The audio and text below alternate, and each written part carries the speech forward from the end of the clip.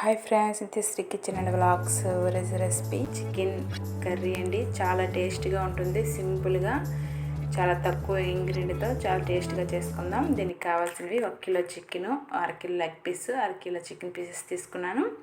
దీనికి మనం అల్లం వెల్లుల్లి పేస్టు, కరివేపాకు, కొంచెం పెద్ద ఉల్లిపాయలు, ఒక ఆనియన్స్ ఒక 2, పచ్చిమిర్చి, పెద్ద టమాటాలు ఒక 2 మనం ఇలా కట్ చేసి పెట్టుకుందాం. దీనికి ముందుగా బ్యాండి పెట్టుకొని హీట్ అయ్యాక ఆయిల్ వేసేసుకోండి. చికెన్కి ఆయిల్ ఎక్కువ అవసరం ఉండదు, చాలా తక్కువ. దీనికి ఒక పువ్వు, కొంచెం జీలకర్ర, ఒక చెక్క, 2 లవంగాలు వేసుకోండి. దీనికి మసాలా సామాన్లు అయితే ఎక్కువ అవసరం లేదు. ఆనియన్స్ ఇలా వేసేసుకొని నీట్గా ఫ్రై చేసుకోండి. ఎందుకంటే మనం ఆనియన్స్ ఎక్కువ అవసరం లేదండి చికెన్కి, కొంచెం వేసుకుంటే సరిపోతుంది. పెద్ద ఆనియన్స్ 2 కట్ చేసుకొని ఇలా వేసేసుకోండి. ఈ విధంగా నీట్గా లైట్గా కలర్ మారే వరకు ఫ్రై చేసుకోండి. చూసారా, ఈ విధంగా ఆయిల్ కూడా చాలా తక్కువ పడుతుందండి చికెన్కి, ఎక్కువైతే ఈ అవసరం లేదు. ముందుగా మనం చెదకొట్టి పెట్టుకున్న అల్లం వెల్లుల్లి పేస్టు, కొంచెం కరివేపాకు, ముందుగా కట్ చేసుకొని పచ్చిమిర్చి ఇలా కట్ చేసుకొని మొత్తం వేసేసుకొని బాగా ఫ్రై చేసుకోండి. ఎందుకంటే హై ఫ్లేమ్లో పెట్టద్దండి, ఎందుకంటే అల్లం వెల్లుల్లి వేసాక అడుగు పడుతుంది. కొంచెం హై ఫ్లేమ్ తగ్గించి మనం ఫ్రై చేసుకుందాం.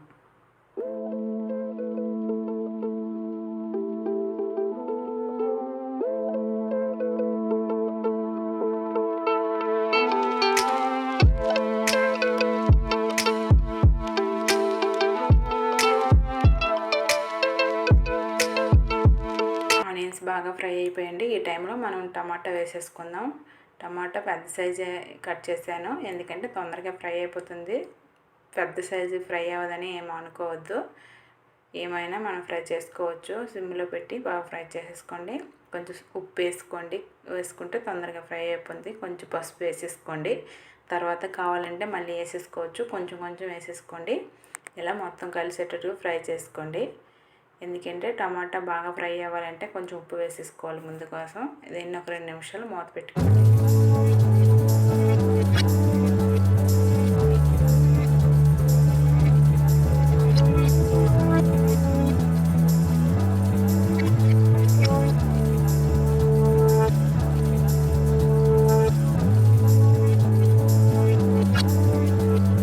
చూసారా, టమాటా ఆనియన్స్ ఎంత బాగా ఫ్రై అయిపోయి ఈ టైంలో మనం చికెన్ వేసుకుందాం. చూసారా, చికెన్ మొత్తం వేసేసుకోండి. చికెన్ వేసుకున్నాక నీట్గా మొత్తం కలిసేటట్టు బాగా మిక్స్ చేసుకోండి.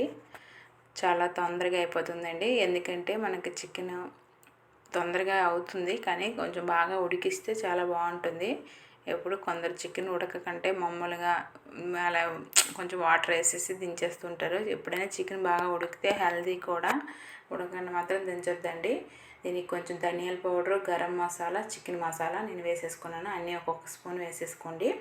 ఈ విధంగా సరిపడా కారం, మీరు ఎంత కారం అయితే తింటారో వాటికి సరిపడా కారం వేసేసుకోండి. ఇలా వేసుకున్నాక మసాలా మొత్తం బాగా కలిసేటట్లుగా ఇలా మసాలాలు నీట్గా కలుపుకోండి.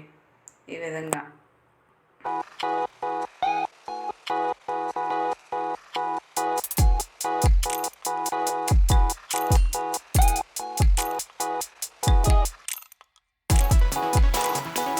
చూసారా, ఈ విధంగా నీట్గా కలుపుకున్నారు కదా. ఇప్పుడు కరెక్ట్గా 300 ml అయితే వాటర్ సరిపోతుందండి. 1 కిలోకి 300 వేసేసుకోండి. ఎందుకంటే చికెన్ బాగా బాయిల్ అయితే చాలా బాగుంటుందండి. చిన్నపిల్లలు కూడా తిన్నా ఏమీ అవ్వదు. అందుకోసం నేను చికెన్ బాగా బాయిల్ చేస్తాను. అందుకోసం 300 ml వేసేసుకుంటున్నాను. మీకు కావాలంటే తక్కువ కూడా వేసేసుకోవచ్చు. చికెన్ బాగా బాయిల్ అవుతుంది. ఇలా వేసేసుకుంటే అసలు బాయిల్ చేయకుండా వండుతారు. అసలు అది పిల్లలకే పెట్టకూడదండి, ఎందుకంటే మనకి పిల్లలకి కడుపు నొప్పి గట్రా వస్తూ ఉంటుంది. అందువల్ల ఇలా నీట్గా ఒక 300 ml వేసుకుంటూ నీట్గా ఉడికిపోతుంది. ఈ విధంగా నీట్గా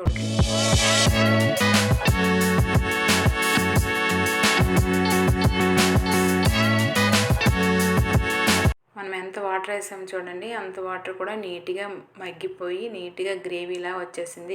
నేను ఇంకా గ్రేవీ అసలు లేకుండా నీట్గా ఫ్రై చేస్తాను చూడండి. ఈ విధంగా మనకి వాటర్ కావాలంటే మీరు ఉంచేసుకోవచ్చు, లేక వాటర్ అవసరం లేదన్నా మీరు నీట్గా గ్రేవీలా చేసేసుకోవచ్చు.